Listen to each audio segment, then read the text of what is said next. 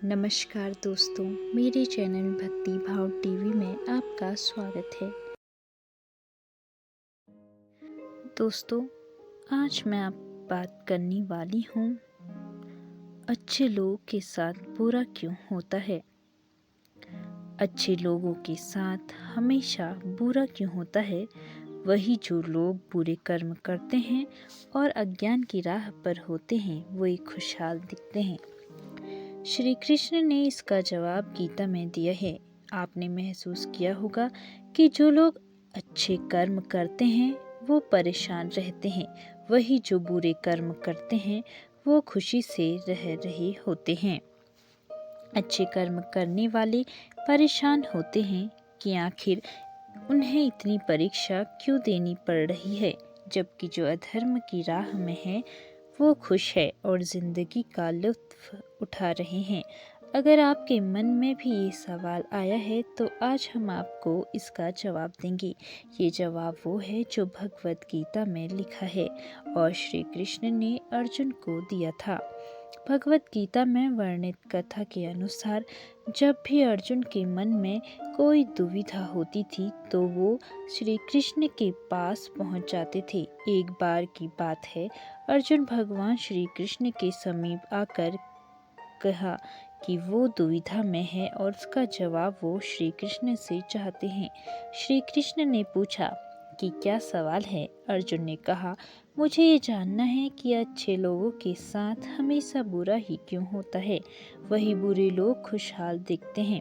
अर्जुन के मुंह से ऐसी बात सुनकर श्री कृष्ण मुस्कुराए और कहा, मनुष्य जैसा सोचता है और महसूस करता है वैसा कुछ नहीं होता, बल्कि अज्ञानता की वजह से वो सच्चाई नहीं समझ पाता।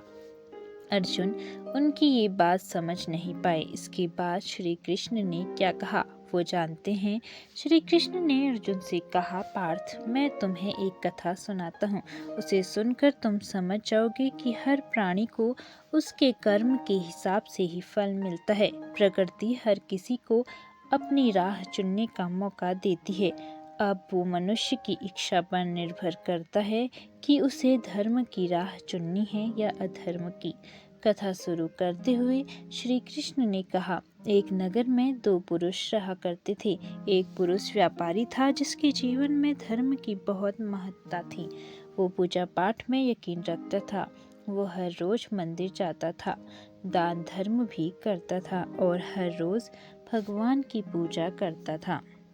वहीं दूसरा पुरुष बिल्कुल विपरीत था। वो हर रोज मंदिर तो जाता था लेकिन पूजा करने नहीं, बल्कि मंदिर के बाहर से जूते चप्पल चुराने। उसे दान और धर्म से कोई लेना देना नहीं था।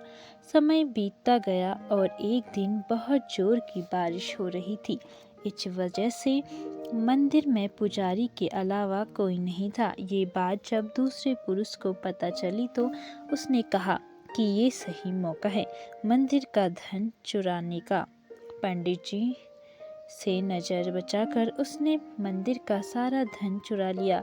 उसी समय धर्म कर्म में विश्वास रखने वाला व्यक्ति भी मंदिर पहुंचा। दुर्भाग्य से मंदिर के पुजारी ने उसे ही चोर समझ लिया और चिल्लाने लगे। वहां लोग एकत्र हो गए और उसे बहुत मारा। किसी तरह वो बचते बचाते वहां से निकला तो दुर्भाग्य ने उसका साथ वहां भी नहीं छोड़ा। मंदिर के बाहर वो एक गाड़ी से टकरा गया और घायल हो गया। फिर वो व्यापारी लड़खड़ाते हुए घर जाने लगा तो रास्ते में उसकी मुलाकात उस पुरुष से हुई जिसने मंदिर से धन चुराया था। उसने कहा, आज तो मेरी किस्मत चमक गई, एक साथ इतना सारा धन मिल गया। ये सब देखकर उसे बहुत बुरा लगा और उसने अपने घर से भगवान की सारी तस्वीरें निकाल दी। कुछ सालों बाद दोनों की पुरुषों की मृत्यु हो गई। मरने के बाद जब दोनों यमराज की सभा में पहुंचे और भले पुरुष ने दूसरे व्यक्ति को देखा तो उसे बहुत गुस्सा आया। उसने क्रोधित होकर यमराज से पूछ लिया, मैं तो हमेशा अच्छे कर्म करता था, दान में विश्वास रखता था, उसके बदले जीवन भर मुझे अपमान और दर्द ही मिला और इस व्यक्ति को नोटों से भरी पोटली, आखिर ऐसा भेदभाव क्यों।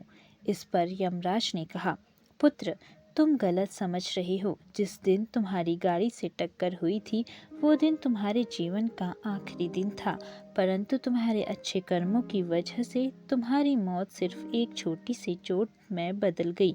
तुम इस दुष्ट व्यक्ति के बारे में जानना चाहते हो। दरअसल इसके भाग्य में राजयोग था, मगर इसके कुकर्मों और अधर्म की वजह से वो सिर्फ एक छोटी सी धन की पोटली में बदल गया।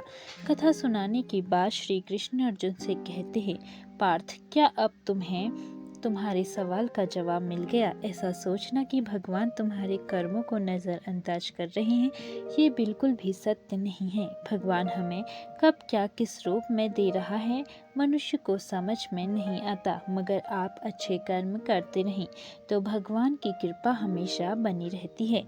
इसीलिए अपने अच्छे कर्मों को बदलना नहीं चाहिए, क्योंकि उसका फल हमें इसी जन्म में मिलता है। इसलिए मनुष्य का फर्ज है कि वो हमेशा अच्छे कर्म करते रहे, क्योंकि श्री कृष्ण ने गीता में भी बताया है कि किसी के द्वारा किया गया कर्म बेकार नहीं जाता है, चाहे वो अच्छा हो या बुरा।